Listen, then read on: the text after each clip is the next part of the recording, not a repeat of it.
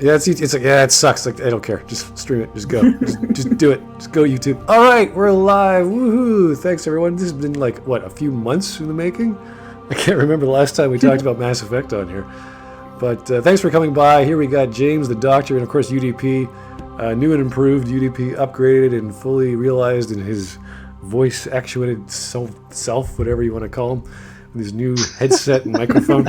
It's like, dude, are you alive? It's like, I can't talk. It's like, I don't care. Can you hear me? It's like, no. Okay. So yeah, we're back, and we're talking about space combat. This is one of the topics that has always sort of bounced around in my head whenever I played Mass Effect. As you know, Mass Effect is a third-person shooter with lots of talky bits and lots of not-so-talky bits with shooting, which is okay in some cases and bad in others. People love it. People hate it. You know, that's the game. It's all about the conversations. But when you're not talking and you're not shooting, you want to fly your ship. You want to do something in your ship. You want to fight some Reapers. You want to fight some other ships. There's all sorts of things you could have done in this game that you never got around to. And those are the kinds of things we want to talk about. So what are some of the topics that you guys really wanted to do, or some of the gameplay options you really want to do in space in Mass Effect, aside from using the map screen and exploring? That would be like the number one for me, was just getting out and exploring. Who wants to start? Oh, anyone, just jump in. I'm totally okay. Sure. I actually went through all 3 games last week to actually just like, on YouTube watching those game movies to, identify like points where you could implement some form of space combat. For Mass Effect 1, it was hard. I would say at the end, you just swap from Shepard's story while he works himself up the tower to like Joker in the cockpit, so you can have the space combat like something like this, right? Got nothing on Mass Effect 2. Mass Effect 3 has the most opportunities to implement a shitload of space combat. You have those planet scan missions where you have to pick up the relics or like find people that are still on the ground of the Reaper ravaged planet. Back when they were actually developing the game, they wanted them to be actual playable missions, so that you can, if you would make them playable again, you could implement space combat there. Like maybe fight through the sky with your super fighter and clear it out, and then go and rescue people. The map screen, when you scan too much and the Reapers come, you could make that a space combat minigame. And obviously the end battle. It seemed like a lot of smart ideas of having the Normandy zoom in, rescue some people, take out some Reapers. Like that was kind of the aspect of the multiplayer maps of Mass Effect 3. It's like, oh, this is a multiplayer, but oh, it's not online. Okay, and you're doing all these things, and that would make sense of like capturing a point, securing some civilians or whomever, and then going on to the next point. Like that seemed practical. And while you're doing that on the ground, you could jump to space, or you would have a space option where you have to secure the atmosphere, secure the space above the area, whatever, and you'd be fighting off whatever kinds of ships. Now, the problem with that is you wouldn't be capital ships. That would be like, oh crap, we're probably not going to survive this.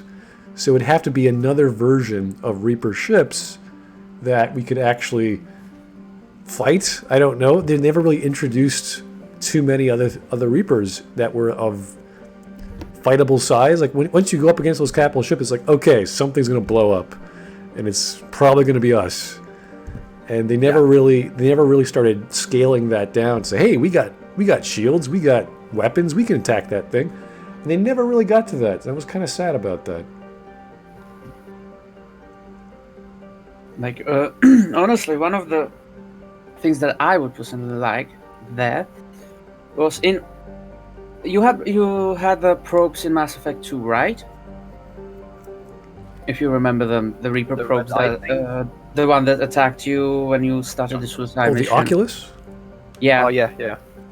That would have been a good minigame, like to dodge them in a way that you had, if you remember, in KOTOR 1. Was it in KOTOR 1 or was it KOTOR 2, where you had the mission where, well, whenever you were leaving a planet, Siths would attack you. Oh, the turret minigames, right. Basically something like that, but instead of being in a turret, you would control the Normandy, like on a small space. That's... Or, if you like to completely throw everything out of the window and start doing like some crazy things. I would do something in a way that, if you know, what was the name of the series? Homeworld did. Basically, like a survival thing. Not that you can just construct ship in Normandy, not that, but every lost ship would be a potential disaster for you on the next mission or on the next space combat mission. The design of the homeworld games are very interesting because you have this sort of this mobile mother base, which is a builder of ships and other things, and it sort of follows you everywhere, whether you're playing the newer or the later homeworlds. So they would have to be like a capital ship, like something from like the Asari or something that does something along those lines. And that kind of goes along with the idea of having carriers where you have a series of fighters that are always refueling and ready to go and coming back and repairing or getting destroyed. So they're sort of fighting off the smaller ships while you're constantly moving your main ship to some destination for whatever reason. Like stuff like that would have been pretty cool to control. But now you're talking like RTS mechanics, which is a whole other discussion of like, this ship can move over here, then you have like 20 other ships going over there.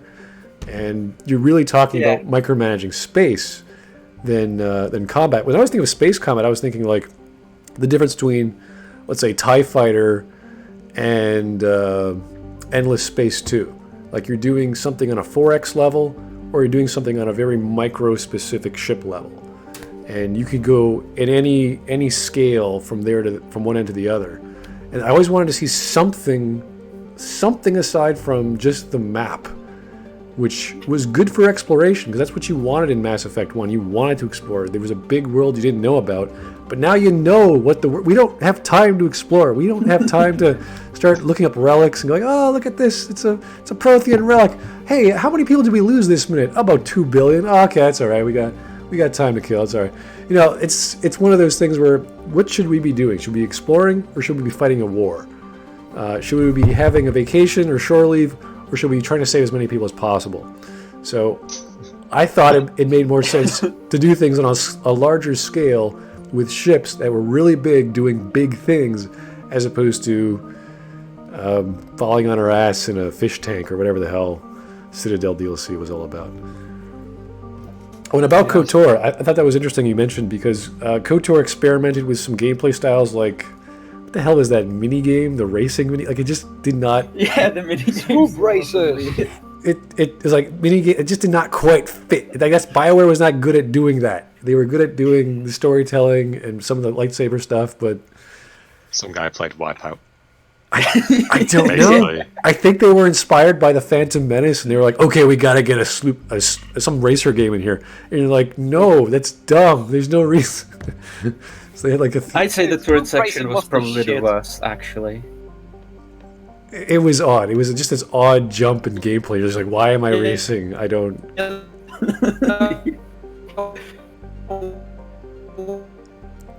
Oh, James, we just lost you there. I don't know what happened.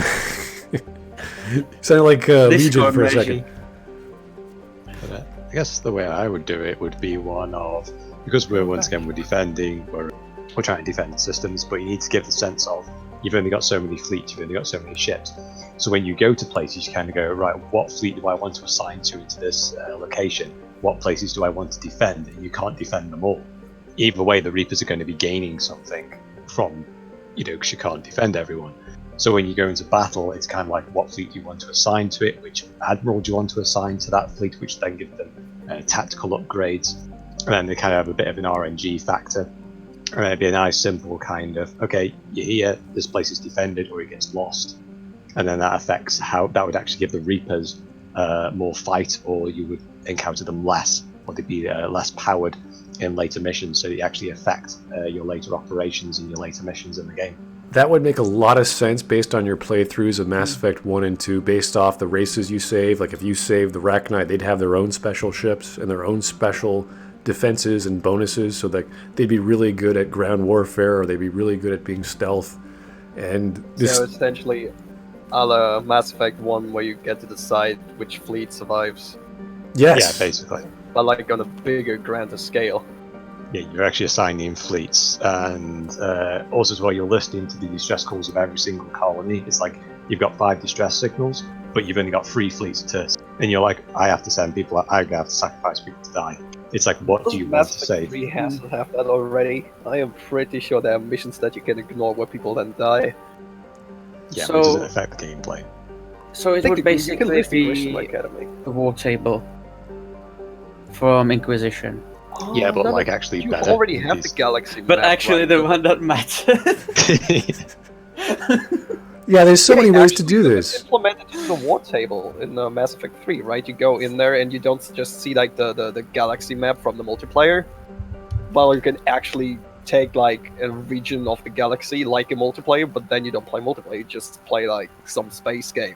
Like, I don't know, Yeah. maybe it doesn't have to be like big and huge. You can do it like small tour where it's just like on rails and you just escort something and it's like this big cinematic thing where ships come out of hyperspace and they're battling each other and it's like big and you fly through it and it's like super epic cinematic, and every region has like 10 of them and just rotates It's through those It's 10 a per- very curious idea to have a bunch of fleets at your disposal. You say, okay, I'm going to move these guys over there. They have to start securing the area. If they're having problems, there's say there's like an event, like an emergency, and they're losing, you can pull them out. You can sign other fleets, or you can go in yourself with the Normandy, and then you start going into TIE fighter mode and actually taking part of whatever the problem is, because you have this souped up ship which is supposedly designed to be fighting the Reapers. I don't know what the hell happened to the Phoenix cannon. It's like, oh, we forgot about it.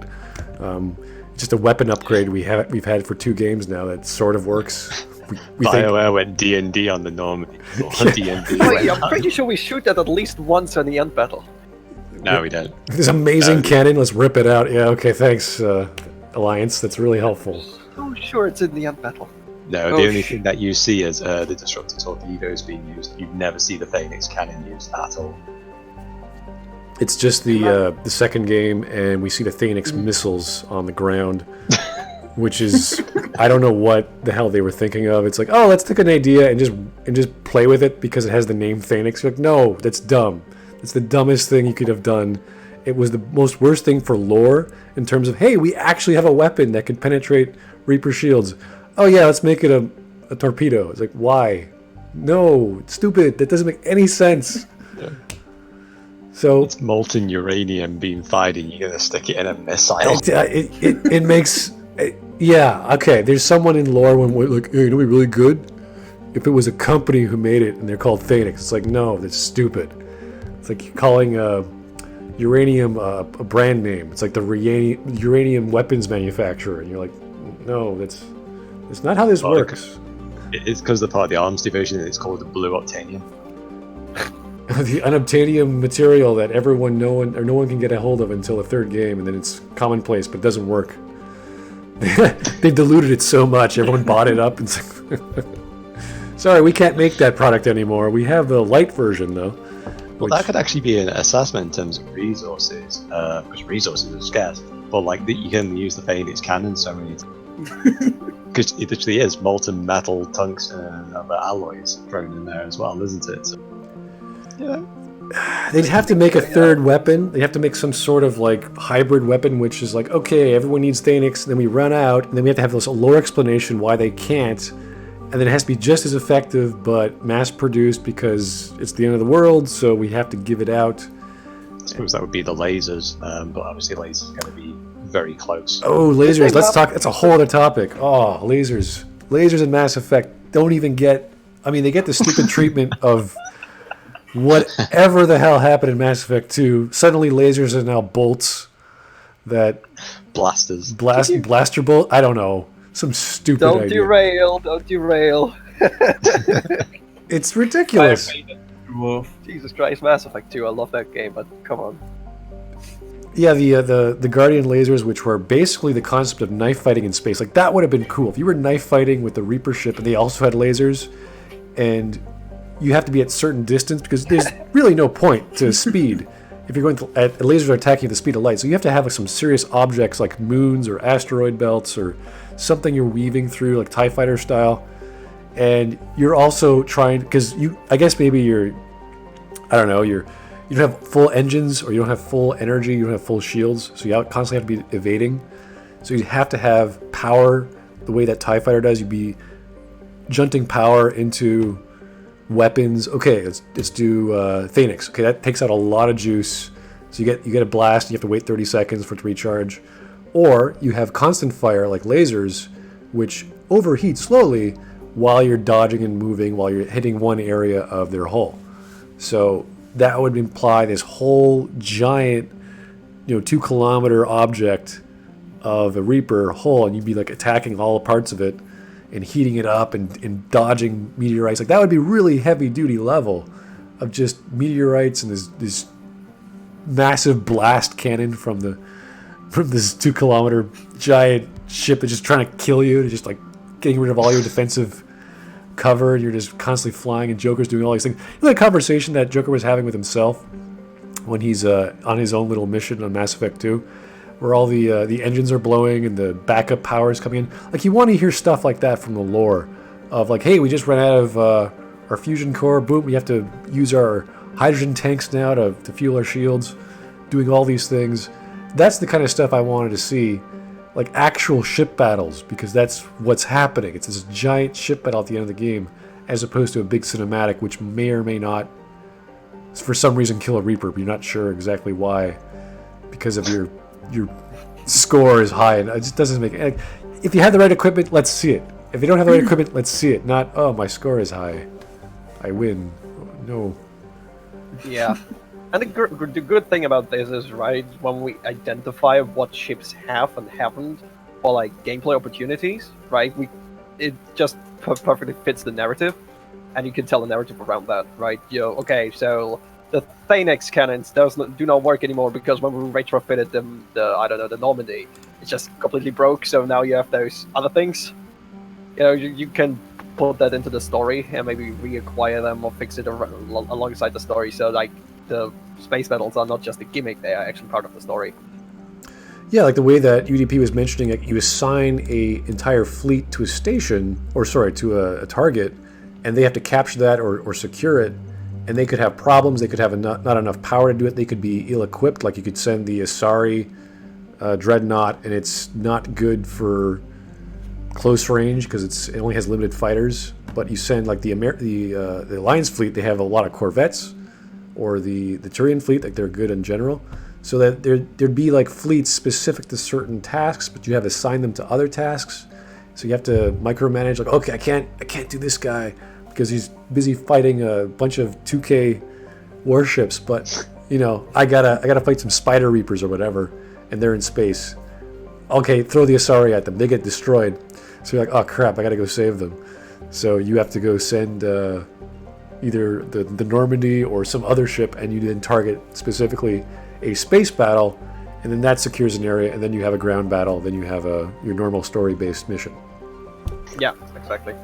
Honestly, in a way, you reminded me, if we wanted to make Phoenix cannons like really rare, we would probably, at least in my own opinion, we would have to change like the story and probably even the genre.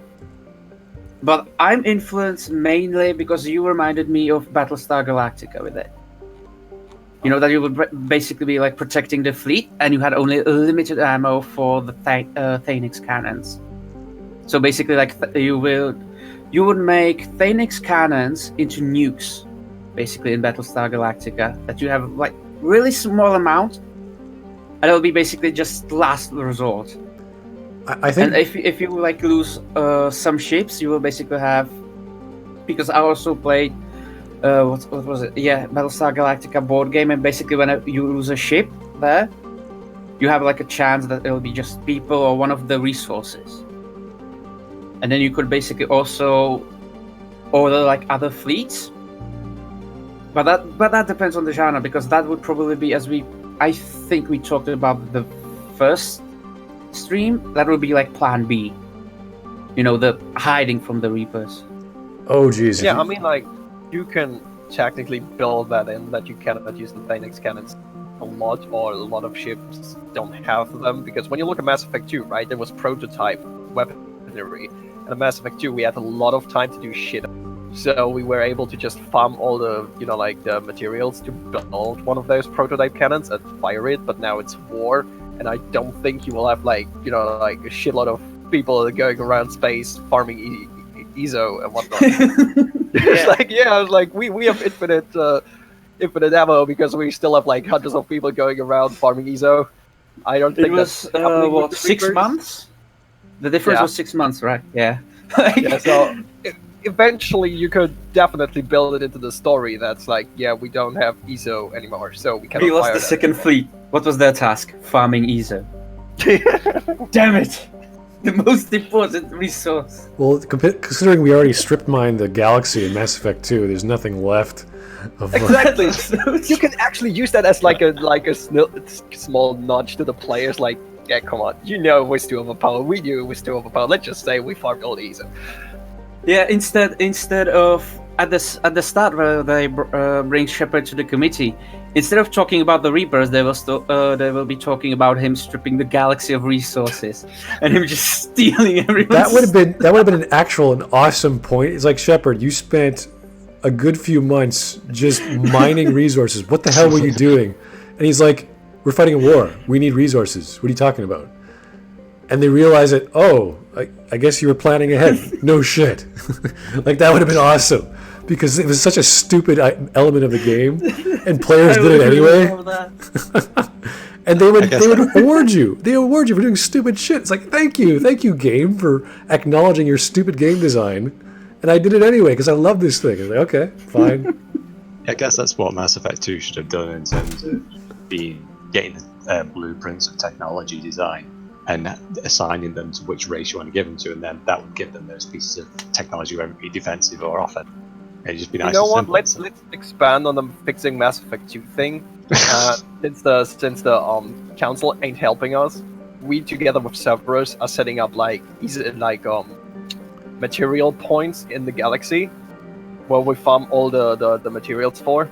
So when all our war starts, there will be like gigantic hidden colonies, which we then tell people about with ESO and shit, so we can refill everything. How about having a shipyard that we build in Mass Effect 2? It's like, listen, Tim, okay, you realize that the Reapers are coming, right? It's like, yeah, okay, well, you have all this money and resources. I'm going to start strip mining the galaxy. You make some shipyards for me, okay? And you make the baddest, like even better than the Normandy. Make like the Defiant style ship, just small as anything, maneuverable as anything, big freaking guns, and that's it. Just make a lot of those.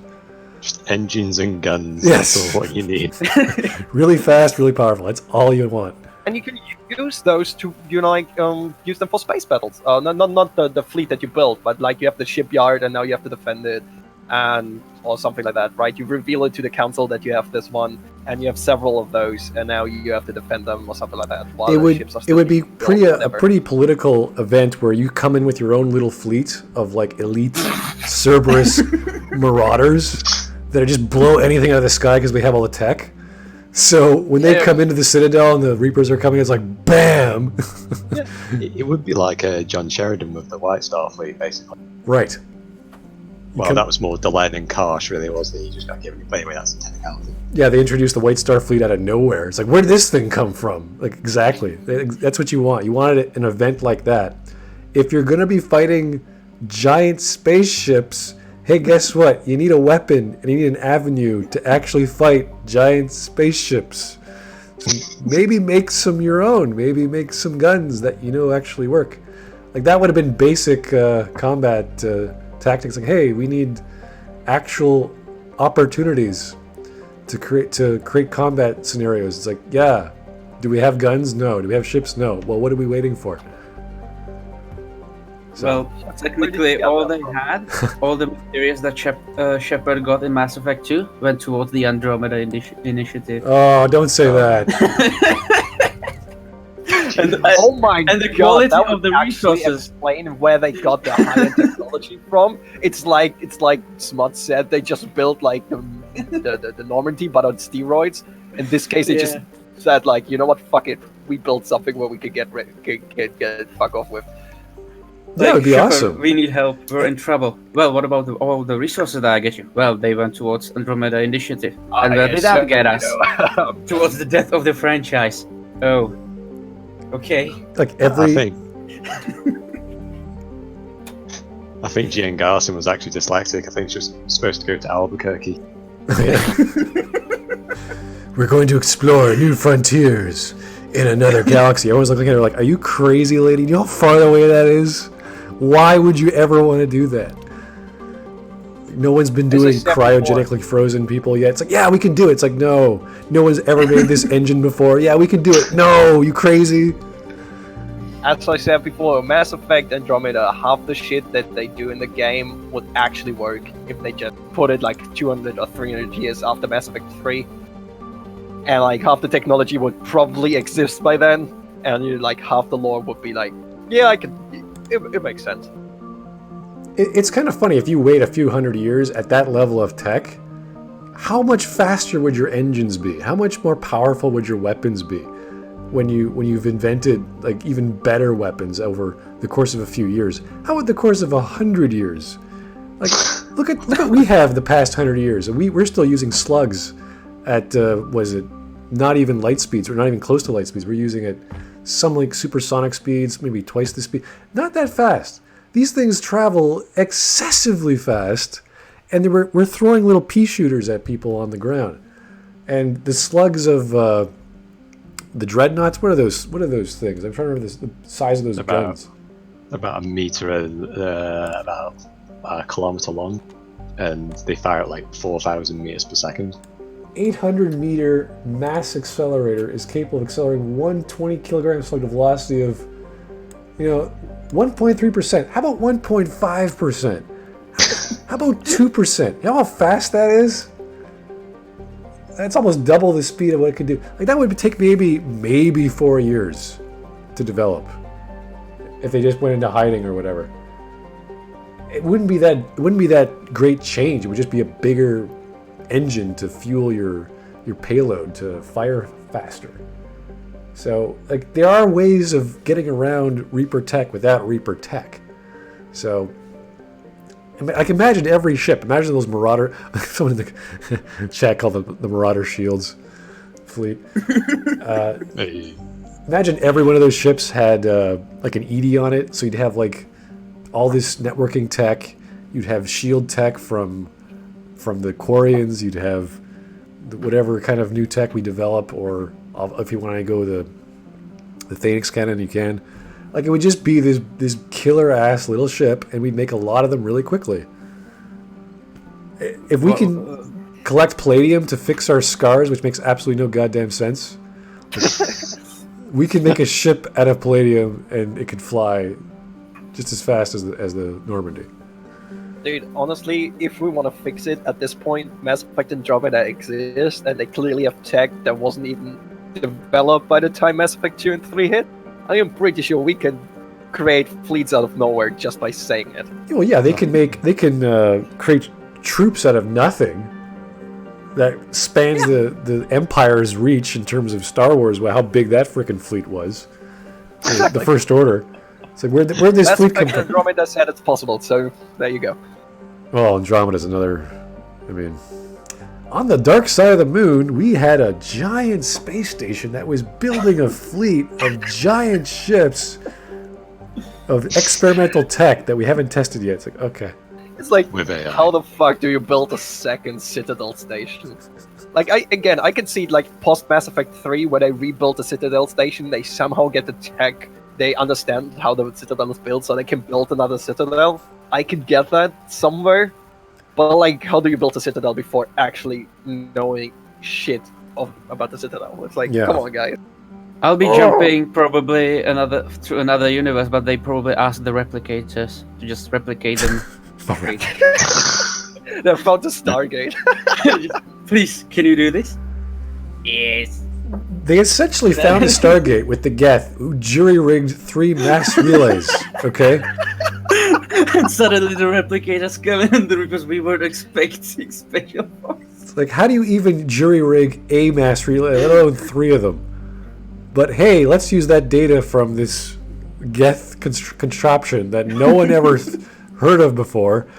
Legion never talked about. No one's like, oh yeah, we're building a Dyson Sphere. We got some other projects on the go. We got a summer home on Thessia maybe in 400 years after we have peace. maybe You we'll... need 7 mass relays to open a wormhole. Yeah, something bullshit like that. It's like, okay, what are you doing, Geth? Like, what the hell is... what's on your agenda? It's like, oh, you know, we're making planets, maybe destroying some star systems. We're not sure yet.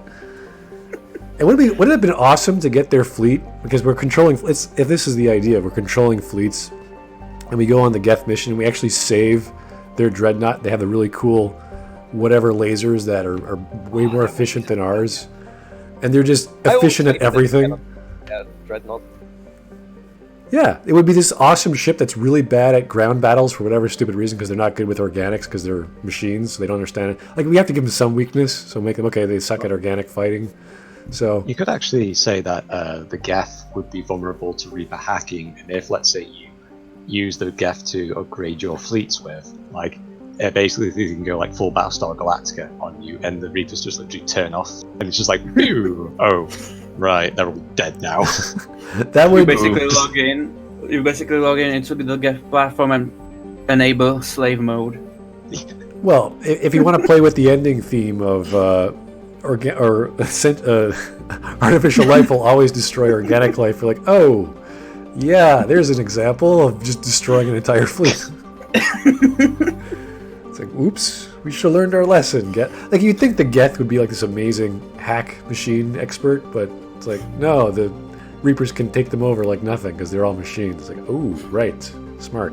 Basically, imagine the cutscene from the end of Mass Effect where you have the fleets warp in on Earth, and when they warp in, like half or like a third of the fleet just explodes because it had Geth on it. That would be Just starts like... drifting. Yeah. Yeah. That would make an interesting concept of having a mixed fleet. Like, you could actually have like a dreadnought from here, a corvette from here, battleship from there, a carrier from there, and they sort of balance each other. Like, they're not like they're good at anything. They're just balancing each other out. So whenever you send them off, they're going to be able to handle it. They're just going to get really inefficient at it. So it's like that your go-to fleet. It's like, oh, they're the fastest to get there, but they suck at everything. It's like, let's do it. So you could have your specialist fleets doing all the heavy lifting, and then you know that your worst fleet is going to get the crap knocked out of it, so you could always join them in battle. Like, that would have been like a strategy that a player might have had. So I'm really sold on this idea of making your own fleet, though. Like, making your own custom Cerberus fleet, which is this badass, completely bonkers design of having no safety regulations. Like, everything is just ready to get ripped apart because there's only one goal is to kill Reapers. So like, right, and I would say we start again with like Mass Effect 2, right? We want to introduce like this concept that we need a fleet eventually somewhere story-wise, right? Not just say, okay, here's a new gameplay element. So we just, build that in there. Eventually we need to, like, I don't know, be ready, be prepared. We have a shitload of materials. We have like this secret shipyard for whatever faction we want to support. Maybe we want to support Cerberus, right? So we call the elusive man of Mass Effect 2, like, here's the thing, let's do this, right? Or we call Anderson and tell him, like, I have this idea, let's do this, right? Something like that. So it's like there's a story reason for us having a fleet. Yeah, and then we have to look at like Mass Effect 2. Okay, how do we want to implement a fleet? Why is there a fleet? What kind of do we want to tell a story, or is it just like a random thing with a fleet? Yeah, who will be fighting and all of this? It has to start from a basic choice, but there's no like extremely divergent paths, or else you'll have this randomly crazy scenario where you're just constantly losing. You're just on a losing streak, where there's no because you didn't make a fleet. Oh, there's no fleet. You're in this entire branch. Everyone gets eaten. It's like, oh, okay. So you have to have like, we're going to choose a fleet. Which fleet do you choose? And you have all these options based on your previous playthroughs, and you get to mix and match. You get to micromanage your ships, your pilots. Like, you'd have like the generic fighter squadron pilot leader that you'd contact, and he'd come in and do bombing runs, and he'd do ship-to-ship combat. He'd do all the little missions for you. Same how Steve does all the shuttling. So you'd have a character like that. You'd have a few other admirals, for like aside from Hackett, in charge. So you'd have like the Asari admirals. You'd have the Turian admirals. You'd have all kinds of admirals from all the fleet. Like that would be the focus of the game, and then you'd have your story beats. So it would cut back on a lot of the actual story. Like, we wouldn't have the Citadel missions. We wouldn't have I thought the Turian mission was kind of silly. Like we need to. bomb. Yeah, the first one, like there's a Mars mission, the Turian. I thought those were all kind of silly. It's like, why are we fighting on the ground? Why are we doing these things? Yeah.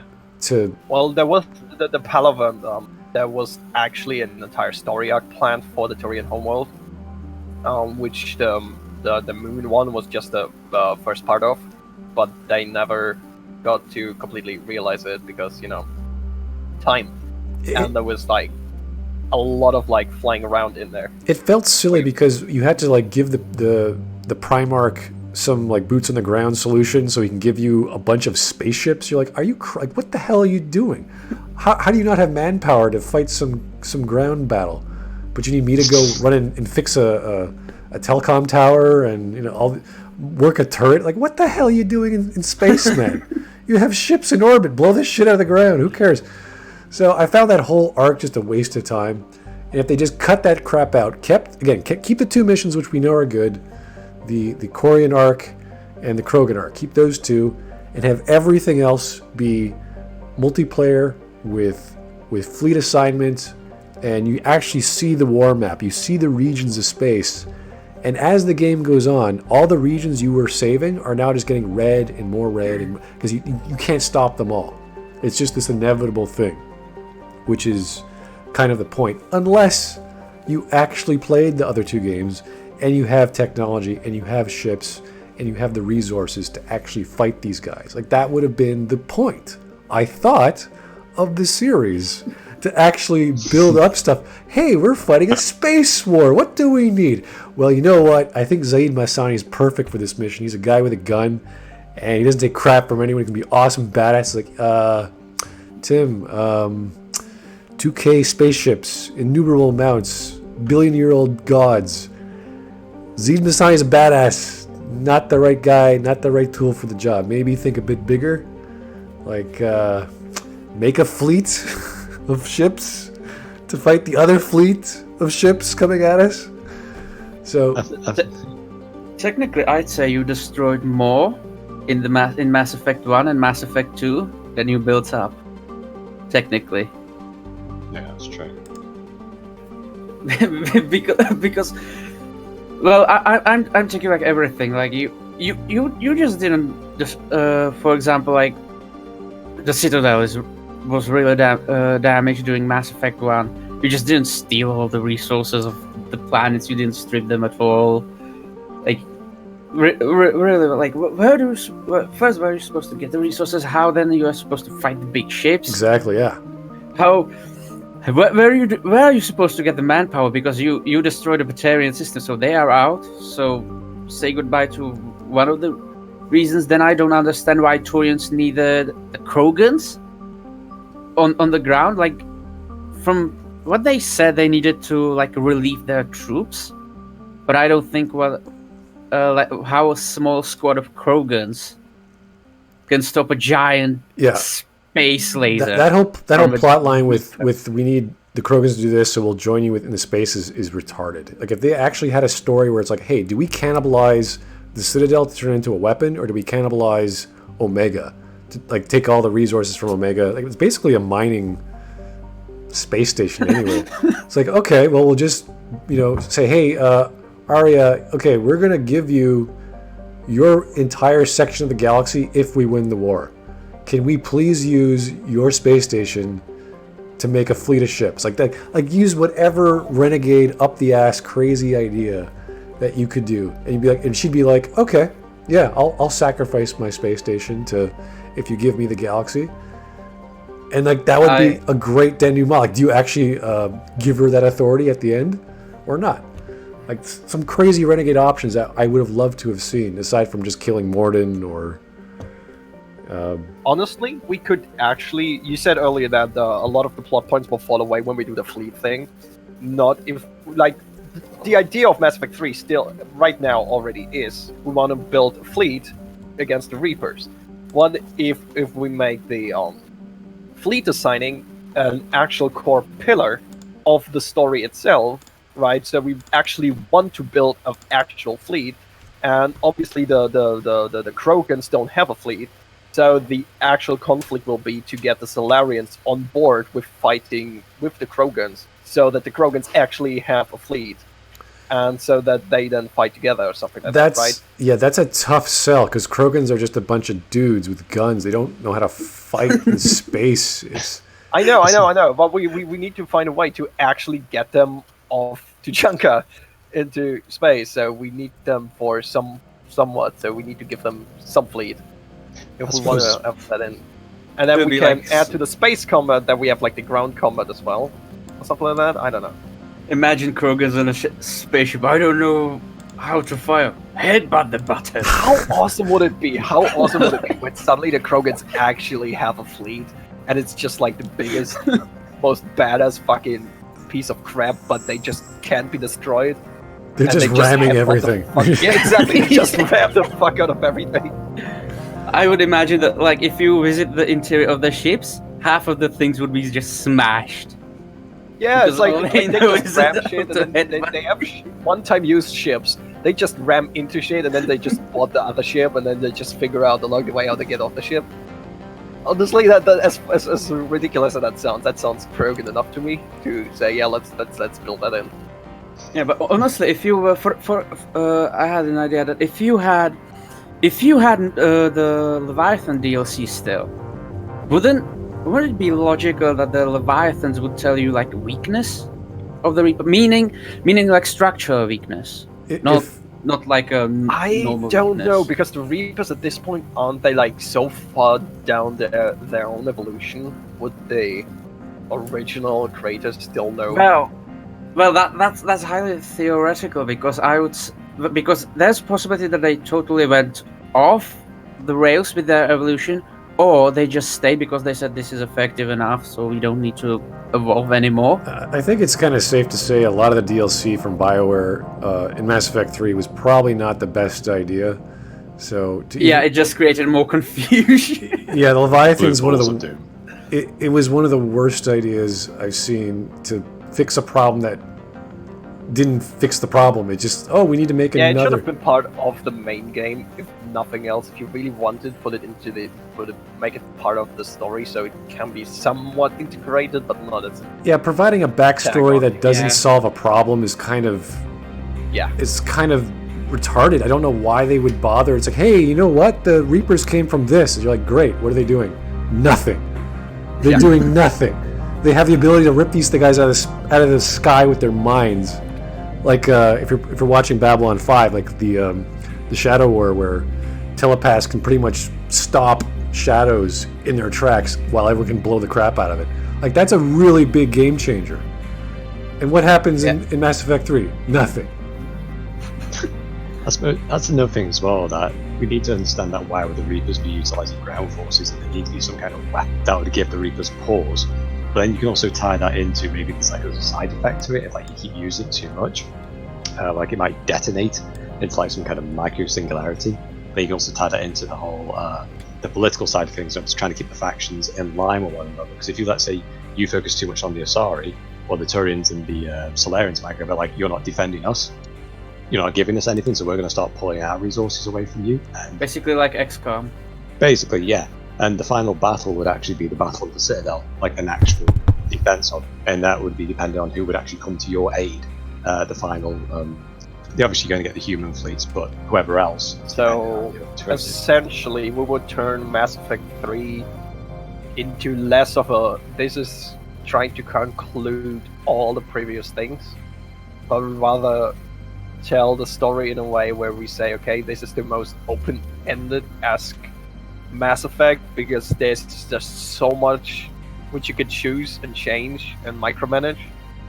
Well, it's less of a linear story, and it's like the most open story they would probably tell. Oh yeah, you want to give the an actual ending itself. It's just you don't want to like nuke the end. You don't want to go Chernobyl on its rear end, which is what he did, unfortunately. And then it dropped a nuclear bomb on itself. With the extended cut DLC. Honestly, I just realized BioWare is really bad at cause and reaction. Oh yeah, they're good at the choices. It's like thing, they do the Reapers. They're like the most powerful beings in the universe, and we cannot comprehend why. but then in the end it's just like, yeah, it's nothing. And then they introduce like the OG Masters of the Reapers, and they are like the biggest power in the universe, but we know, but just like they do nothing. It's like they introduce so much overpowered shit without ever just like having like, yeah, it's like, Well, yeah, this is a you thing. just stop Mass talking Effect about 2. it, guys.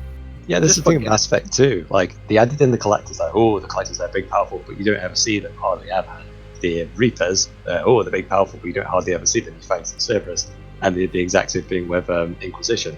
Oh, the Fade, it's brilliant. Yeah, they got solved by Act 1, don't worry about it. They're all just annoyances now. It's like, who are we facing? Corey the crackhead and his merry band of Venatori. You know, that's fine. Dude, I fucking hated Corey, and like he was a nice end boss for the DLC because he was like, he had like all the elements, and then Inqui is just like, yeah. So essentially, Right. it doesn't matter what you do, I will lose. It's like there will be the point where where we're racing against each other, and I'll be in front of you, and just because I'm in front of you, I will blow myself up so you can get ahead again. Just don't worry. It's physically impossible for you to fail. Honestly, when you reminded me of XCOM, that would also be like a great spin-off game on Mass Effect 3, where you basically had like a Shepard. You basically had like Shepard just trying to get the fleet together while you will be like general of the ground forces and fighting on planets and trying to at least slow the Reapers down. You know what you could do? Did anybody of you guys played Assassin's Creed Black Flag or Rogue? I play Black Flag. So Black Flag had the main campaign, obviously, right? It had like the ship combat and everything. But they had like this second thing in which was called Naval Fleet. So essentially, when you found a ship, you could essentially assign that ship to your fleet, grow your fleet, and then there was like this mini game essentially where you just like micromanaged your fleet, and they would do battles for you, grab money and whatnot. You could do that in Mass Effect 3 as well. You have the main story, and part of the main story is obviously building a fleet and fixing a conflict, so the fleet is more stronger. And then you have like the second part of the second pillar of the game next to the main story, which is like this micromanagement of the fleet, in which you then can take control of the fleet in various occasions, but like so mini missions. And then you have like the third pillar, which is the exploration, where you have like, I don't know. There was this one thing where one of the the four-legged big guys called Hanar wants to find that one relic on his home planet, and then you can make that like a crossover mission where you get the fleet in, and first you fight with the fleet, and then you fight on the ground, something like that. So you have like just still the third-person story. You do not have to do the fleet stuff if you don't want to. It happens automatically, right? You do not need to do the second pillar, and then again you will have the third pillar, which is like a hybrid of both. That's interesting. So, like, you'd have to provide a story reason for Shepard being allowed authority to actually command everything. So you have to have like sort of insider information. You know how like Picard has some magical knowledge of the Borg that he just knows. Like I can't remember which was it. When they go back in time, the movie Star Trek. First Contact. First Contact, right? Like he just knows where to attack Borg cubes for whatever reason. And you're like, oh, that's great. Why didn't you tell everyone else that why, so we could all apply the same knowledge? So Shepard would have to have some sort of insider knowledge that no one else would have. Is that like maybe like he's indoctrinated, but because he's also got the Prothean cipher, or because he has the Prothean cipher, like the Protheans were studying the Reapers the longest, so they would have knowledge of their tactics. So he's like, okay, this is where they're going to go next, so we should do that. Like he would just know that. And well, when we fixed Mass Effect 2, we introduced that some of the I introduced that some of the subplots that we have in Mass Effect 3 started in Mass Effect 2, right? We're figuring out that Reapers run on the same energy as the Mass Effect fields and so forth, so we can carry over some of those things into Mass Effect 3. It's like, okay, this was the attack pattern for the past 20-30,000 years, because they apparently are so surgical that they always move the same way, and something like that, right? Maybe the Reapers are not as good at it. Like Shepard's going through the Prothean visions again, and he's viewing the battle data of it all, what's been remained, and he's like viewing like how the Reapers would attack, and obviously you could obviously say like maybe the Protheans in some cases, like their fleet, which would still be around, obviously cut off, they had some wins, but obviously would have come. It's like, okay, we know where to hit them, or whatever. Yeah. There's something there, yeah. And there's so much that we can start with Mass Effect 2 tactic-wise. Like, okay, the Protheans had some wins, as you said, and now we know the tactics because they worked, so we can, use those tactics. And if we did that part in Mass Effect 2, we now know about the tactics. If we didn't do, then we have a little bit more fucked for Mass Effect 3, right? So we will have a lot more losses.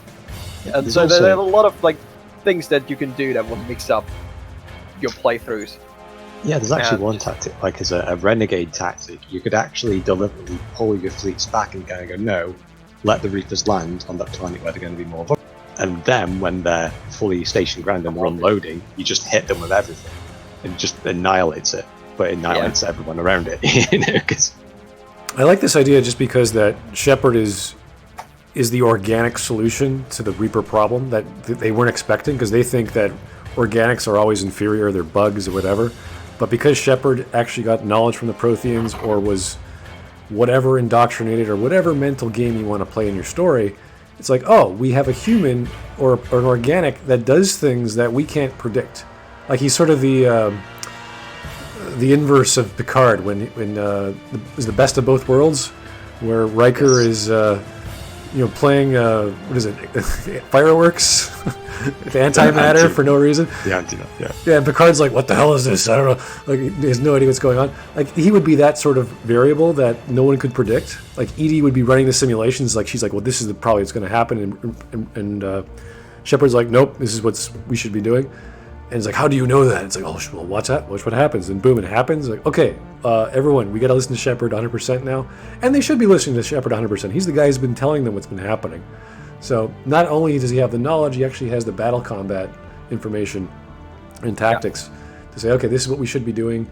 And they just scale up. Say, okay, you're great on the ground, you're great with air. We're going to give you authority to their space battles because we are losing, but you're winning on the ground. How do you win? So it's a progression of him getting authority to actually be in charge of the Alliance fleet. And they say, oh, the Alliance is winning. How are you winning? Oh, Shepard's in charge. Well, put Shepard in charge of the Asari. We demand it. We want Shepard. Get Shepard on our side. So they're always fighting over you, and so there's this big focus on the protagonist being this super character that is mentally important because he's showing results that no one else could possibly get or understand. So imagine Shepard just calling Admiral Hackett and you'll attack this planet, but why? I don't trust me. Why should we just get it done, Admiral? Understood, Commander. Yeah, like really like pulling rank like crazy. Like, listen, do you want to die? You want 50 million people to die? Then just do it. They kind of tease it right at the start, where Shepard takes command of the human council, tells them what the fuck to do, and you can just expand on that. Well, that was a really that really annoying speech where it's like, strategy, tactics. I don't know. What are those? Look at me. I'm the leader now. We fight or we die. Thanks. That's not an option, Shep. We need some more information. I like that. We fight or we die. By the way, we can't win. Wait, what? Basically, Shepard will activate the Russian mode and just storm it, throw everything you've got at it. But it will die. We don't care.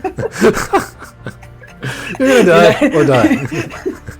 Imagine you have, in a way, like what they did. Oh, what was it? Damn it! What was Star Troopers, right? Where they were, Starship Troopers. Thank you. Imagine them charging, and half of them will get like a thermal clip, and half of them will get at least a working Avenger. It'll be like from Call of Duty 2. Yeah. One gets a rifle, one gets a clip. Yeah. Exactly. Like here's a rifle, but where do I get a clip? And whoever retreats gets shot. Jesus Christ! I swear to God, that would turn Mass Effect 3 from a serious game into something seriously hilarious. And honestly, I would still play it. Yeah, I personally really just prefer Mass Effect 3 to turn into a comedy, because I don't honestly. If we cannot write something good, we at least can turn it into a comedy. First it starts, Shepard, you stole tons of resources from these planets. How will you answer for these crimes? Look behind you. I don't I care won't, for the your Reapers are jokes. coming. Look behind you, sir. Sorry, just, Oh, damn. just Then it just imagine. destroys the entire committee, and Shepard's like, I'm the leader now. You know, Hey, Shepard in secret, Shepard knew that he, after stealing all the resources of the galaxy, would have to answer for that. So that's why he really destroyed the Batarian system. So he would get like taken into custody and can wait for 6 months till the Reapers come to not have to answer anymore. You thought you had me in chains. Oh dear, was all you're wrong. I'm exactly where I wanted to be. and then Anderson would be like, what are you doing? I'm taking over. Why? The Reapers are here. But I'm Admiral. I should be leading the... No. Listen, you got two choices. Either die here or go to the front lines. It's all good. I donated to the Andromeda initiative, Anderson. Oh god, I no. already got and then out of nowhere, the entire Andromeda initiative comes, and Shepard is like, bitch, yeah.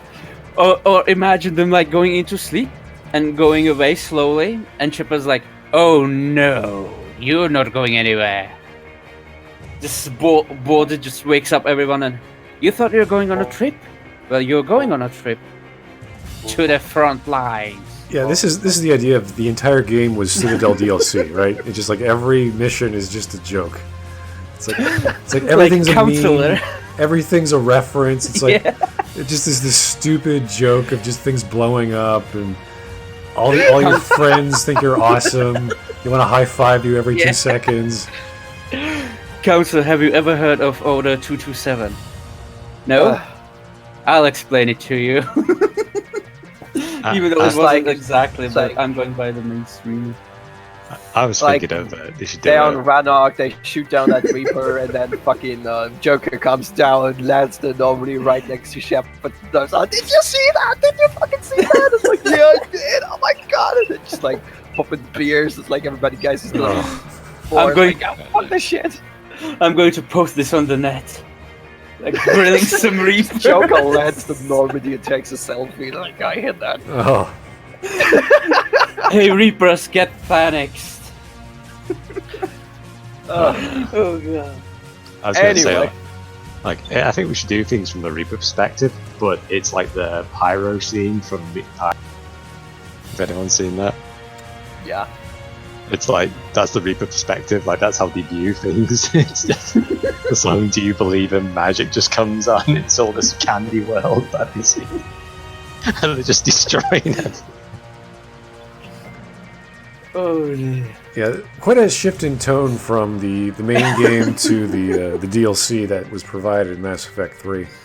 And I think I would have, like, when they added the Mass Effect 2 Firewalker DLC, that was a whole new gameplay mechanic that they didn't even have to do, but they spent so much time on it and they decided to make it DLC. They could have easily have done a style of space combat or something similar to that on a smaller scale for DLC in Mass Effect 3, which wasn't, it didn't have to be a big component of the game or the story, and it could be totally optional because they want to focus on their crazy narrative of saving Tuchanka and this and that. So that's fine. They could have done something like that, and players could have had some, I don't know, what's one of the fighters from the Alliance. They could have had a mini game like that in space. They could have had carrier RTS. They could have had resource management. They could have all sorts of things in a DLC that would have been, I guess, not as fun. I don't know how people reacted to the Citadel DLC as in terms of storytelling. It seemed like a joke to me. I think it got mainly ignored. Yeah. It was a good DLC. I think it was really a good DLC. It's just like what this like. It doesn't fit with the tone of the story we're telling, but it's like the last thing we're going to do for the Mass Effect trilogy. So yeah, at least have some. You just needed a body count in the corner of the screen. Yeah, 1 million, 2 million, 3 million, 4 million. As you Dude, I just love Rex quote like, "That's why I love hanging out with you guys. Why shoot something once when you can hit it 34 more times?" Yeah. Or imagine Shepard having being on a strategic map, and they'd say, "Wait, what are you doing?" I'm just playing a game. That's not a game. You're ordering some fleets? What are you doing? Whoops. I mean, There goes So another part. to what Smut said, like I think 2 or 3 minutes ago, I would really implement, like again, there are those find the relic missions or find the people that are still on the planet missions, and you can make those 10-15 minute mini missions. The first part will be like, okay, we gotta break through the air somehow, Cerberus is here, they have those, so we have this little flying mission, and then we go on the ground and we can have like something like the Firestarter, where we are in that thing and blasting through ground armies to rescue them or extract someone. So there's so much you can actually do just with these small kinds of missions that will break up the normal third-person gameplay.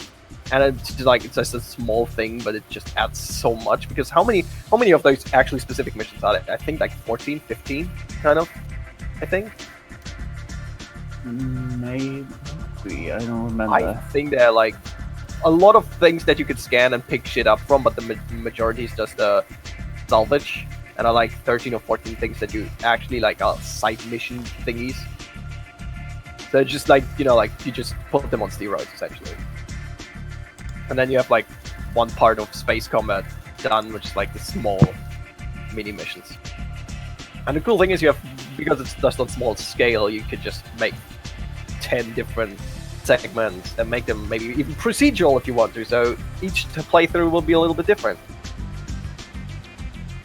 It's hard to say exactly what we could have done or could have seen in the Mass Effect world, at least in Mass Effect 3. I thought Mass Effect 2 would have had some sort of micromanagement, just because it was the second part of a series or a trilogy where you had to actually do information gathering. You had to do all these recon missions. You had to get information. You had to get resources. So we know from the first game what was coming. And because we didn't bother to actually plan this out, and instead we just faffed about picking up Pokemon for whatever reason, that's what that's the bridge they built to Mass Effect 3. So you're sitting there going, okay, there better be some space combat here, guys, because we're fighting a space war. We're not actually, fighting a bunch of ground troops on every planet ever. So yeah, BioWare did the building a bridge between the two peaks of Kilimanjaro. Yeah, it's just a bad connection. And then they had to have a bridge for the bridge, which was a rival DLC, which it's like, oh, that would have been good in the second game if you actually had that in the main plot, but no, it's just an optional thing. Oh yeah, we blew up a battalion relay in a system. It's like, oh, really? There were so many people that didn't play their rival DLC, and they had no fucking clue why Shepard was like away from duty for like 6 months. It's like, you blew with the battalions. Yeah, most of the players you have destroyed one of the relays and killed tons of battalions, and the players are like, what? What did I do? But one of the things that could be added like to UDPs, instead of ordering the fleets, you would be basically like an advisor that you would advise them, and basically it'll be, well, no, it won't be a dice roll, but there'll be a certain specific chance, because it'll be the chance will be rated mainly how you played through Mass Effect 1 and Mass Effect 2. So if you, for example, didn't save the counts in Mass Effect 1, the chances that they will listen to you, to basically your suggestions on where to go, are much slimmer than if you would save the council. Yeah, like you have to convince the general, in other words, to act the way I act. If not, then his fleet's going to get destroyed because he's going to do something silly, or he's going to do something very predictable that the readers easily know how to combat. Yeah, but really add that to the maybe idea. That's in a way like really hard to do, because either that would end up as an RNG in the end, or they would have to really hard code it. Like really thought it out. It would basically be a conversation dialogue tree with obviously a Paragon and Renegade option, but then it's just supplemented with additional facts and figures that you could implement in the conversation itself. That's really it. Basically like an Inquisition where you have the perks, right? Basically, yeah, but you can actually give more than one. You don't have to just pick one. It's like, no, you can use all four, to convince and kind of go like, yeah, actually this guy knows what he's talking about, or girl, I should say as well. Oh, I just got a super chat from Coolman229. The scale of Mass Effect 3 was really badly handled. So much big galaxy-spanning stuff felt shrunk down to just Shepard and his squad mates running around. That is true. However, that's to be expected because you're trying to tell a story from a third-person shooter perspective about the galaxy being consumed. So you have to sort of minimalize a lot of the events to some, not the entire story, of course. And that's kind of the reason why we got the ending we did, because they didn't know how to tell a story that could be summarized or can be resolved in effectively 10 minutes. And it's like, oh yeah, here's the personification of the Reapers. We're going to talk to them. Kind of like what they did with the Borg in Voyager. They had to personify the Borg in the form of a queen. It's like, oh, okay, yeah, it's the Borg queen, right, of course. And she has a personality, and she has an ego that dictates the egos of the entire hive mind, which is not what a hive mind is. So it's like, okay. So you have to wrap your brain around this concept. And that could have worked. I mean, it worked partially in Voyager. It did not work in Mass Effect. So to have everything surrounding Shepard really has to have other variables and other factors to allow the protagonist to be at the center of attention of the entire galaxy-changing event. Then, hey, I'm here now. Oh, look, they're taking over a planet. Let's stop them. Oh, I'm here again at another planet. We're going to save this one too. You can't just keep doing that. There has to be stuff happening that is proactive by the main character, especially when you have Cerberus jumping on the Citadel and you're reacting to that. It's like, okay, let's do what 50,000 policemen couldn't do on the Citadel. Yeah, it's just us three now. Okay, yeah, sure, whatever.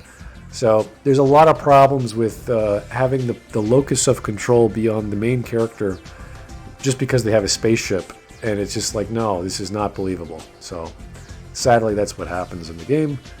But yeah, we're trying to bring it back to space combat here. If you were to have more space combat, either indirectly, like you assign a fleet to go to a sector to do something, then you could actually argue events could pop up later on, and then they need your assistance. So you go over there and you do a ground mission, or you do a TIE fighter style mission or whatever. Like that would work better by making the scale more consumable, because it's not just, oh, suddenly everything revolves around Shepard, with the lore not explaining that. So that was one of the huge problems with the game, was stuff is happening, you're reacting to it, and all of a sudden you save a planet while 50% of the galaxy just got eaten.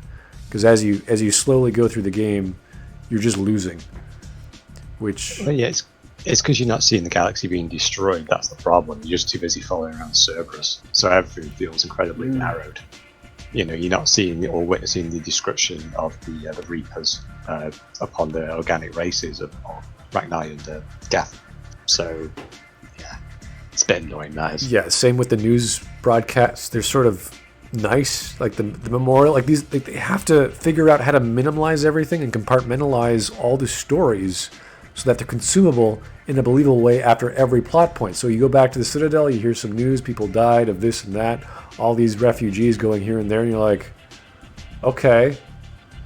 I mean, there's almost no way to tell this story in a believable scale because it's not big enough. The story is nowhere near the size. Like, you imagine the slow process of the galaxy being eaten by a billion-year-old species that does this forever, has been doing this since they've been born, and we have 1 month to wrap this story up. I guess it's about 1 month in terms of real time. It's hard to believe. So imagine a writer taking this opportunity, like the Shadow War for Babylon 5. That took a whole season, if not a season and a half. So you need a lot of time to tell this story, and there's just no time. And unless your storytelling is very tight and very believable, you're not going to get it. And there's no way that they could have pulled that off in a video game with the setup for Mass Effect 2. There's just absolutely no way they could have done that. So I think really they should have gone down the path of, say, Mass Effect 3 should have ended on a major victory for the races of the Nokia. but the Reapers are still around. Like, they didn't have to destroy all the Reapers. They didn't have to all go away by a magical device. Like, they should have still been a continuing threat towards the galaxy. Right. And that's the problem that they had to solve in, like, once again, it's like an episode of Stargate when they get rid of all the replicators. It's like, no, you don't have to get rid of all of them. You just have to get rid of the battle. You used to give them a victory. You don't need to win the war. It's like, imagine, let's say, you do the Battle of Normandy, and then suddenly Tom Hanks clicks his fingers 3 times, and then suddenly Hitler just explodes. It's like, yeah, you don't do that. It's like having the battle at the gates, and you have 4 gates, and you have 3 fleets. It's like you can't win every front. You have to lose, and you have to choose which fights to fight. So that was the idea. We just never got to see that. We never got to participate that because we had no space combat. We had no actual assignment of fleets. We had no flying. We had no building guardian lasers on planets. Where was that? Why couldn't we have done that? That would have been pretty simple. Can you imagine lighting a Reaper on fire with 50 guardian lasers? It's like, what's going on? And there's all these lasers just pointing at this one point, just burst into flames. That would have been cool. Generally, I'd say it would, on the scale, it would be really great if they thought maybe it was engine limitation, but for example on the Thessia mission that could have been easily incorporated also into space missions or some space missions. But for example on the Thessia mission you had only the soldiers, there were no civilians. You went to the temple, you were rushing to the temple to get the beacon. But there were no civilians, none at all, only the researchers. But the civilians were nowhere to be found. Even on other missions, there were no civilians. Where were the civilians? And for example, if you did it on a space missions, then one of the possibilities to have, it'll be also in a way psychological on Shepard, that he would basically board with Normandy, that Hackett, for example, would ask them while they are on their way to, I don't know, for example, to Chanka, to deliver some food and supplies to one of the ships that were running away from the combat, and a Shepard would be helping with the boxes. He would basically, for example, meet a sad mother or weeping mother, basically something in that way, something to show that you're not the only person in the galaxy. I suppose what you could do is that when you're actually doing the missions themselves, you'll be given a load of assets armored vehicles, aircraft and things like that. And as you're going through, you'll have these little stopgaps that'll have people kind of requesting help from you personally. And you kind of go, right, okay, I'm going to assign a couple of shuttlecraft to those people to get them out. But it'll mean that you will lose that asset later on in the mission. So you will not have air support. We're basically getting back to Dragon Age Origins. To the last mission. Yeah, but it's actually it gets kept in the game, so it's you can't call in an airstrike to help you out. It's you have to deal with that thing yourself, basically. So you're making the game harder for yourself. Quick question. I'm back. I had internet issues for some fucked up reason. What are we talking about now? The past 5 minutes in one sentence? Resource management a la style of Dragon Age Origins, where you get to call in the elves or the dwarves. It's a limited resource. What to do now, Shepard? We need the elves. No. Get the dwarves. That would be a cool idea. You need that would be the most weirdest moment ever. You're on Earth. You're outnumbered. It's what do we do now? Throw some dwarves. Well, it would have been great if you had you had all these disposable Geth, because all they could do is upload themselves when they're about to get destroyed. That's kind of Legion's explanation for well, they didn't die. We just quickly uploaded them back to the the core main body. Yeah, so that the hardware gets blown away, but the software is still alive. So it's just send more Geth. Just keep going. We're shock troopers. You could technically have for a while at least, an endless Geth army. Yeah. With all the resources Shepard stole. So. Yeah, that would have been an amazing twist on Mass Effect 2, where you actually integrate with the Geth, and they're oh, yeah, we got to fight the Reapers. You're right. This is totally a thing. Because we thought the Geth, even before Mass Effect 2 came out, were the main villain, or part of the villain's allies. So it's like, yeah, okay, maybe we get to associate with them. Their machines, they're super smart. They can replicate very quickly. Here's how we build an armada.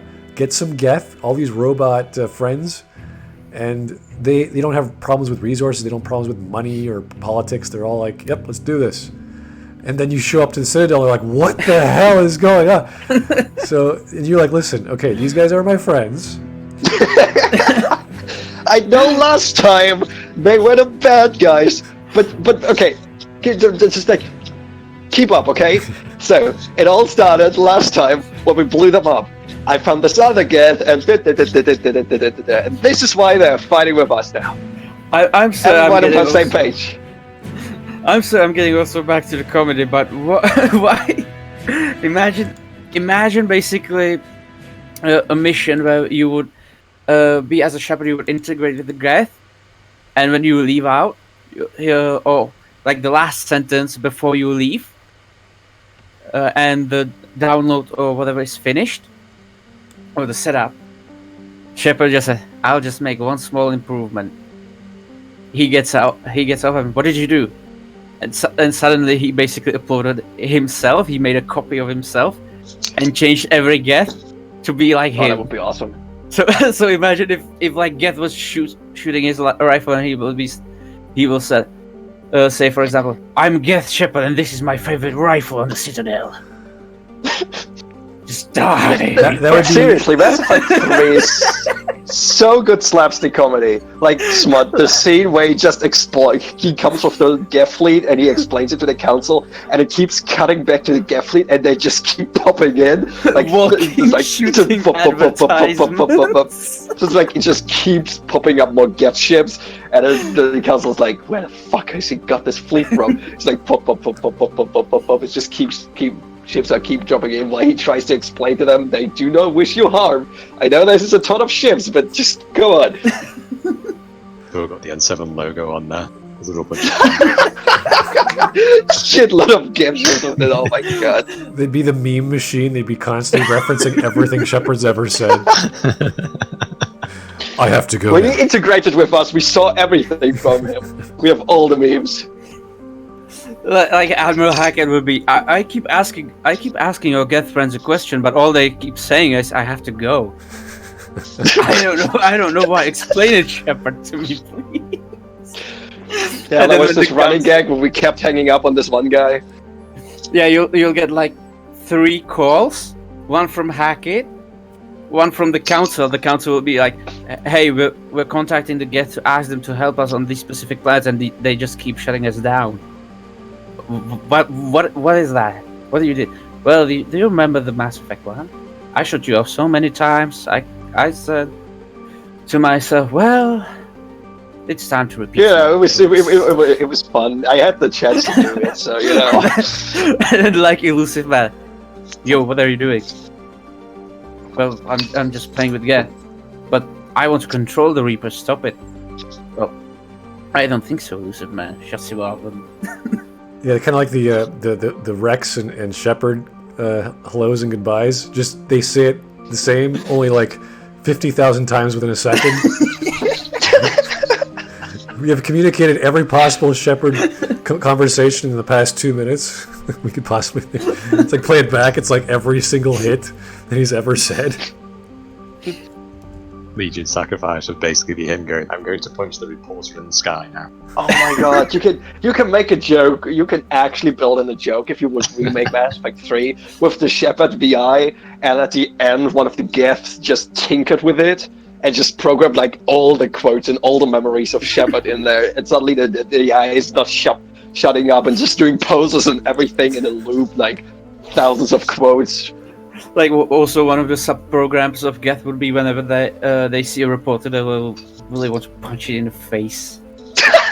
just You're the Citadel, you try to explain to the council they are the friends, and you have just Geth all over the place punching the fuck out of good. Like Commander Bailey will just call the council. Councilors, we have a problem. It'd actually be tied into the teaser trailer for Mass Effect 2, where you see Lee with the N7 plate, and that would be the ending to Mass Effect 3. That would be a nice time. Ooh. The ending of Mass Effect 3. They were saving it all this time. Right? They did plan it out. It wasn't just totally off the top of my head. Yeah, well, that would actually be amazing. That would be something to be admirable of, at least in the writing staff, to have marketing that would reflect the ending cinematic of the Like Geth shutting down. Also, like the Geth ships would have like text printed on them, so that will be like, "This is my favorite shop on the Citadel," and then I should go. And then, if they want to retreat, Shepard will basically say, "Activate the I should go protocol." Understood, sir. You know what would be Walks amazing? away. If Legion fixing himself with the N7 plate would be part of Mass Effect 2's story, and it's Shepard who gives him part of his armor for him to be fixed up. That would be such a cool moment. Oh, then you see in Mass Effect 3, every Geth has the the red stripe on their armor. That would be so dope. Like Legion's the best bros are all like N7 now. Like everyone is Legion anyway, so it's like, yeah, they're all obsessed with Shepard. It's like, Yeah. So remember last time? So We must remember when you follow saved Shepard. me? The other guests didn't really get that. So you have a cult now. they follow you now, not the Reapers anymore. Good job. That'd We be must ninjas. follow Shepard, Commander. There you go. You have like this renegade option, where like let Legion die, and you have the good option, the Paragon option, where you help Legion fix himself, and then Mass Effect 3. Therefore, you now have the fucking Geth cult who follows you. That would be a twist, like considering like Saren had the Geth. Yeah, following. you would see that coming, and suddenly like, yeah. So What are we you actually, doing? guys, we can actually not kill the Geth because they all worship me. So I'm sorry, Quarians. Gotta work that one out. I'm their new messiah now. Hi, you know, just like really See, awkward. all you had to do to fix this war was help one of them. we come bearing peace and upgrades. Would you like some? I'm sorry, Shepard. We can't help you with our fleet. Oh, okay then. I'll send the Geth over to help the Reapers a little. What? Yes. Would you like an administrative / combat assistant, free of charge? Oh my god, you can actually make that a choice. You have like suddenly like thousands of different Geth you can choose from as in your queue roommate lead, and you just spend hours just browsing the Geths. Like, okay, this is cool. This is I see. Okay. Or like another. I had another idea. If they like call Shepard, so because they can't talk to the Geth properly, like Admiral Hackett could, instead of "I should go," say, "But they keep redirecting me to one of the Citadel shops." Yeah.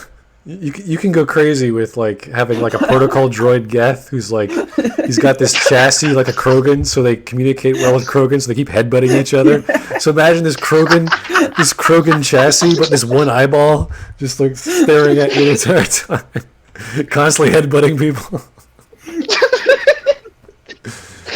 Just like you have to chunk and you have this one Geth. You will buy who this Geth rifle.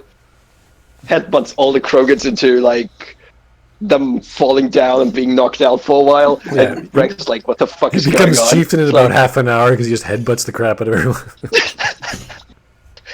So what do we know from this? We can actually make Mass Effect 3 a brilliant game if we just turn everything into the most hilarious kind of comedy.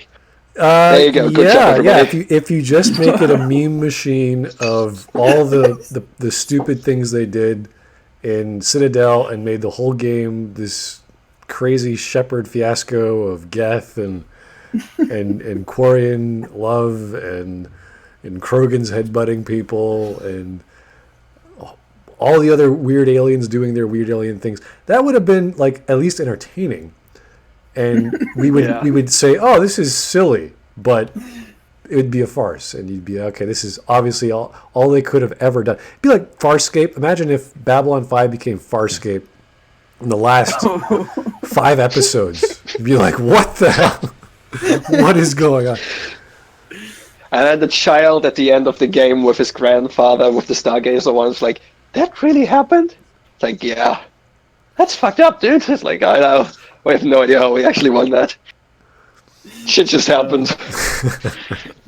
This in a way reminds me of the Star Trek Next Generation recuts that one of the YouTubers was doing. He made like 300 or I'm not sure how many episodes, and like in one of the episodes, Picard became like a maniac, destroyed the entire Earth, and said, I have become the president of the Federation. If any of you who wish to object will die. And he just becomes a president by nuking Earth. Like, in a way, that would be really crazy. Like, Shepard was really serious in Mass Effect 2, and in Mass Effect 3, he's just, like, in a way, like Joker from...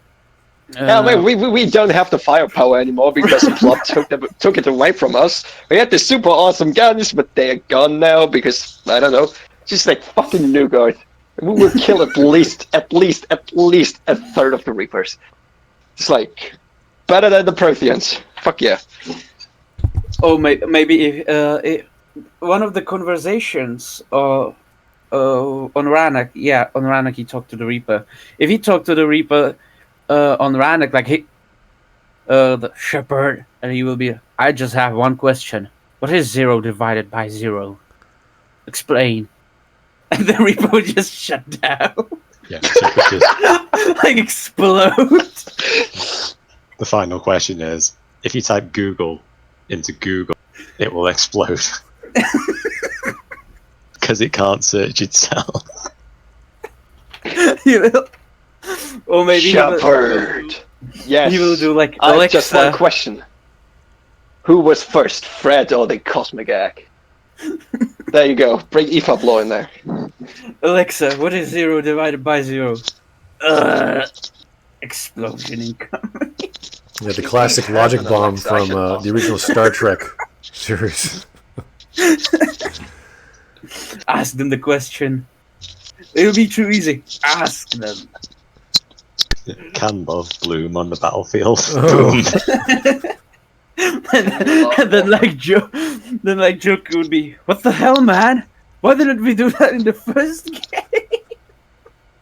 When you really think about it, right? All Reapers are technically orphans. Made out of orphans. Yeah. There's the a power lot of there. There's a friendship. lot to implement. A bloody friendship. We are now a giant spaceship of goo. Okay. That's why. So, That's why he My probably little survived Reaper. So, going back a little bit. So whatever kind of space combat we want to have for Mass Effect 3, we want to start in Mass Effect 2. Yeah. Whether we want a resource gathering plot, right? So make a point that we going from planet to planet and scanning it for shit. Make that part of the story for something that we want to do. So maybe either way, if we save the council or not, if we are pro Cerberus or not, or whatever rewriting we did for Mass Effect 2, we know that we need to stack up on resources because there's a war coming. Yeah. So we have this. I think that would have been. We want to build a base or whatever. Exactly. Like maybe. That would have made sense. Actually, what you said earlier with Omega, right? We can actually turn Omega into this forward base. It's like so far away that the Citadel space won't grab it. The Reapers won't go there first, probably. Who knows? And then in Mass Effect 3, we can actually build in the Cerberus plot that Cerberus took over one of our most important forward bases, and we have to take it back. Yeah. There's there's so much integration we can do, and then just like build it into Mass Effect 3 somehow. Yeah. So cut out the fluff from Mass Effect 3, which was basically more than half the game. Keep the 2 missions. Redo Mass Effect 2. Throw in more storytelling to explain why we need resources so that people, I don't know, maybe change the mini game. People would be motivated to do it because they know why they're getting resources aside from just because they can, but they actually want to build ships. Like that would have been the generic reasoning. It's like, hey, we don't know what to do next, but we just stopped the collectors. What should we do? Well, maybe we should build some ships. What do you think about that? It's like, yeah, it's a good idea. So you could actually do that in the post game. And just get resources, keep sending them to Omega, keep sending them to whatever ship building facilities that you've got, so that when Mass Effect 3 comes by, you're going to have all these resources ready to go, and make it part of a whole plot line for the post game in Mass Effect 2. That would have been a great bridging DLC. Not necessarily a plot specific story where it's like, okay, now you have a wharf, a ship wharf, or whatever building facility. You're just getting resources to do that, even though it's not part of the story at that point.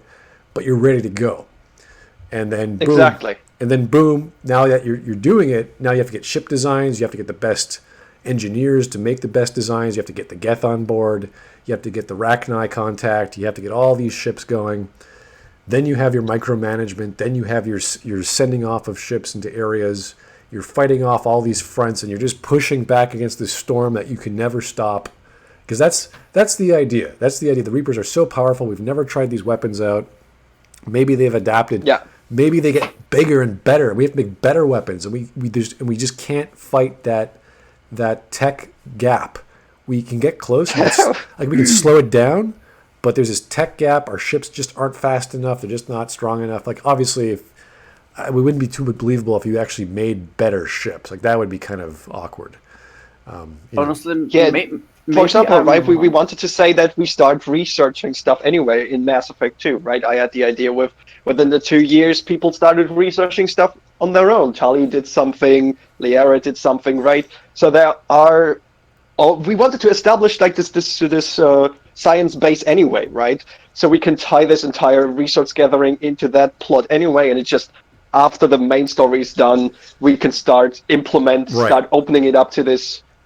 What I said earlier for Mass Effect 3, like Assassin's Creed, this third pillar, which is like this side mini game thing where you manage your fleet and set them around, and we can start introducing this just as the resource gathering mini game in Mass Effect 2. It's very similar to when you play a 4X or a Civilization game where you build up first, or you explore first, then you build up, then you expand, and then you conquer. And they should have broken that down into the 3 games, and the 4th game is instead of conquering, you're just trying to fight back the tide, and as you do that, the war keeps getting bigger and bigger until you finally win or you finally lose. Like it should have been, hey, you didn't play the last 2 games, you're gonna lose. Sorry, it'll be a sad, depressing ending, and everyone dies. You could build in. You didn't play the last 2 games, so now you have to play a shitload of multiplayer. There you go. Maybe, and they could easily sell it in a bundle. Yeah. And then have the micromanagement, have the TIE fighter sim, have the fleet mechanics. It wouldn't be too big a deal, but you'd still want to have some aspect of assigning fleets to systems, and then going in, having some sort of cinematic, having some sort of first person or third person flight sim scenario. And then all the upgrades working, all the dramatic scenes, like the same with the drama with the Joker mission in Mass Effect 2, where he's running around. That's kind of hokey, but at least things were happening on the ship. Like we learned lore, so much lore on the ship, just by EDI talking to us as things were blowing up and engines were coming up and down. Like that was cool. Like you want to see that. You want to see even more of that in the game, because this is ultimately a game about blowing up spaceships. And there's no spaceship combat. There's no space combat. It's just like the whole point of the game is to destroy some spaceships, but there's no actual gameplay associated with that. So that's the main thrust of why we wanted to talk about this now, because we should have been doing that in a game whose scope at least scaled to that level. We didn't have to do RTS. We didn't specifically have to do 4X, but yeah, you have to do some genre bending to get there. So I think that would have been a good choice. I think if you want to have like actual space combat, right, as you said at the start, sure, it would be a little bit weird to explain how we're now fighting a Reaper fleet over a planet, but we still have like Cerberus or other bigger threats, floating around, so we can actually say, okay, for story reasons, we are not really strong enough right now to actually let the player take on, the Reaper fleet. That is like the end battle. But we have Cerberus flying around, so we just give you 4 or 5 bigger space battle segments with Cerberus. Yeah, there you go. And if you didn't play, it makes sense. different. It's awesome. And if It can be even part of the story. Yeah, and if you didn't play the first two games, the idea that you're going to be fighting a lot of multiplayer is certainly a way of taking. So that would actually encourage people to not only play the game more, but to actually go back and buy the other two games, play those more, or whatever multiplayer packs. So you could. I don't know if that was microtransactions still a thing at the time. The multiplayer packs were all free. So all right. Well, unless you actually want to buy loot boxes, the multiplayer for Mass Effect 3 is completely free. Yeah, you wanted to the idea is to have an incentive for players to spend money. Like that would have been the EA angle. It's like, okay, well, if we do this, are they going to spend money? Like that's the whole point. So there'd have to be some aspect that would be like, oh, so you're spending money to get a better ending. Well, it's like, yeah, well, if you don't play the first two games, I mean, you're going to spend money somewhere, whether you play the games the way it should be done or you want to buy it through the marketplace. It's up to you. So I think that's a rather interesting take on space battles, microtransactions, carrying over content, comedy, doing all sorts of silly things to make the trilogy more. Honestly, if BioWare's never remaking the trilogy, we should do it just ourselves. Oh yeah, let's do it. Let's make a brand new. Just like seriously, just rip all the assets from the first three games, put it into Unreal 4, and just we do it ourselves. Just change all the names, change all the technology, make the plot exactly the same. It looks the same, but it's different, right? Krogans were big lizard things. Yeah, instead of having now they're not. They're dinosaurs. What's his name? Vanderloo, the Sheplu. Instead of having that actor, we'll get Mark Meer, his face in there, his Shepard. we'll just... It's not Shepard anymore. It's now Preacher. Oh. Normally, what they could have done was with the first game, they got the story and they got the background, the lore, figured out. In the second one, they could have started experimenting with space combat to see what clicks and what doesn't. And in the third one, that would have been basically the final mix of the first and second one. That's how I would do it. Not like the. I think if you would have done space combat in Mass Effect 2, you would have had to have really good reasons to do it there already. I would say you could have done actually in Mass Effect 2 in the Era DLC, right? You already have flying the taxi around. You could use that kind of mechanic anyway for Mass Effect 3, so you could build in more of those chasing things in there, right? And just flesh them out. So on rails fighting.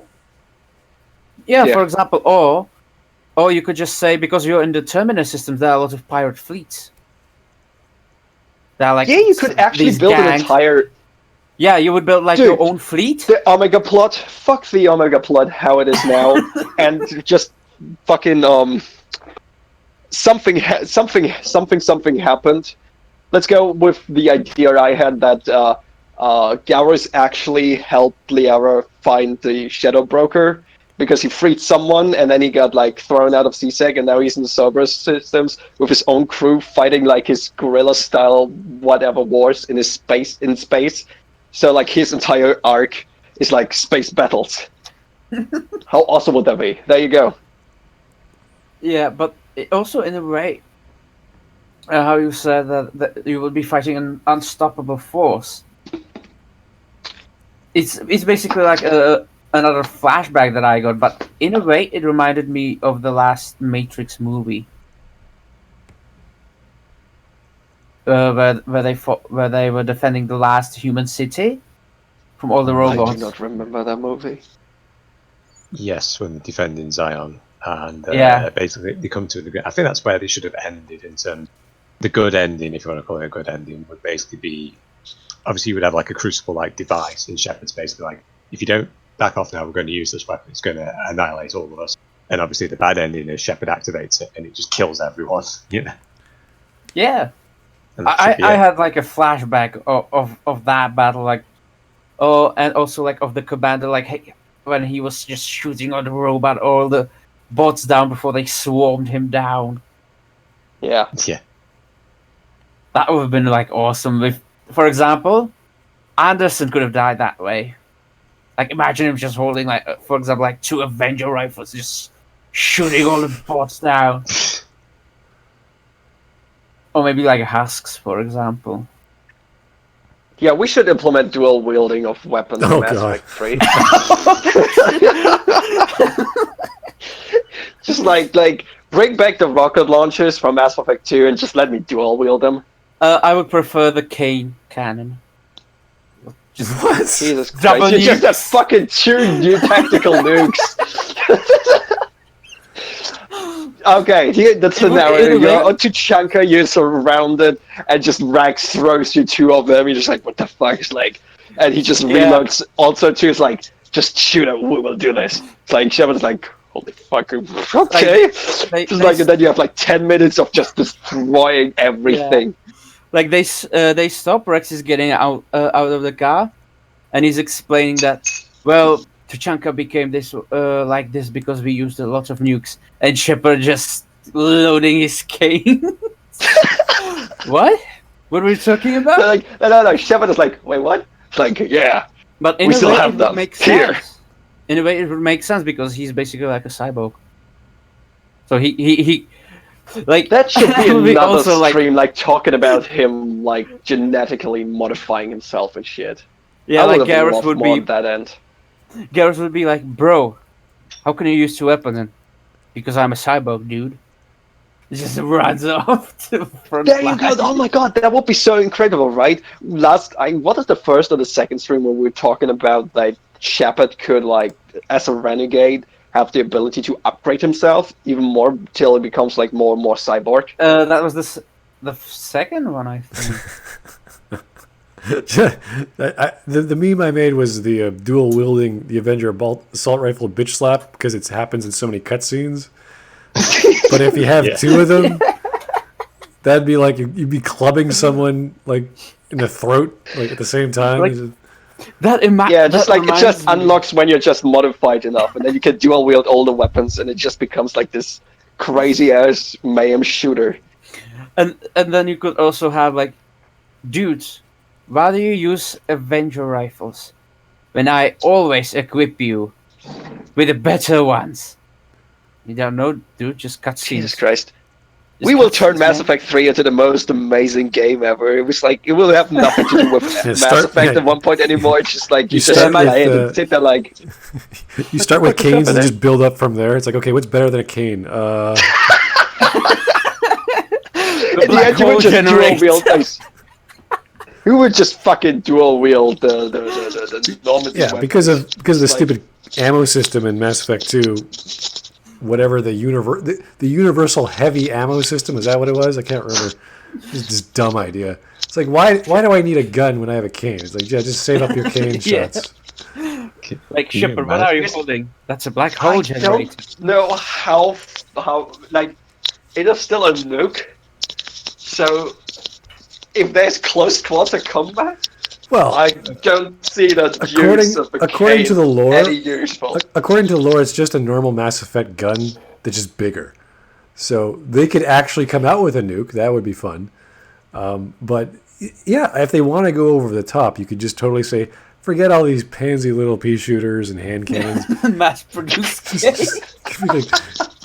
Give me a piece of artillery just one- walking around. What what's if the they- You know, other- there's this one mission in Mass Effect 2 with the war table kind of thingy, where you can like divert all your resources to this super powerful thing, and you don't get it in Mass Effect 2, but in Mass Effect 3 you get it, and it's like the most overpowered 1GG everything thing, and it's like just nukes the entire map. And you could also like do it that everyone is hating you, that you're like investing into something that doesn't make any sense. and then Back in Mass Effect 3, like, this it was is why I said Ow. fuck you to the entire galaxy on resources. Is that worth it? like Commander Shepard, like Thessia stopped reporting at all. We are receiving no reports from Thessia. But what did you do? I used the cane. Yeah, so we modified this cane, and it's just like, it's like fucking epic now. we didn't know how epic because like everybody said we never tested it. Yeah, I'm sorry for Thessia. Like my next Like- holiday, I'm booking into BioWare Mountain just to arrive and listen. Your next Mass Effect game, do it like this. Otherwise, expect your studio to be closed, and I'll laugh. Just have to How you you just have to managed to show them the fail. past 3 streams, and there's so much greatness in them. They just make a new game. It's like, Do it like fuck it, let's this. do it. Like, I mean, when you really like real talk, right? At this point, Mass Effect is pretty fucked. So Yeah. what if they just go full on? Let's go over the top. Let's go hilarious. Let's do comedy. Why not? The Citadel DLC was actually pretty decent. So like, why not? I mean, like, do it. It's like Star Wars at this point. We don't know what the fuck they're going to do with Episode 9, but like at this point they could do everything. Basically, yeah. Well, But if I you're would doing also backflips know over a the TIE comedy. fighter, I mean, it's kind of, they are doing everything. It's just ridiculous crap. So, but that's a whole other franchise we probably shouldn't be talking about. I mean, now she has character development, right? In the first one, she was good at some things. In the second one, she was good at like better than Luke, and now she's actually capable of outrunning to some degree a TIE fighter.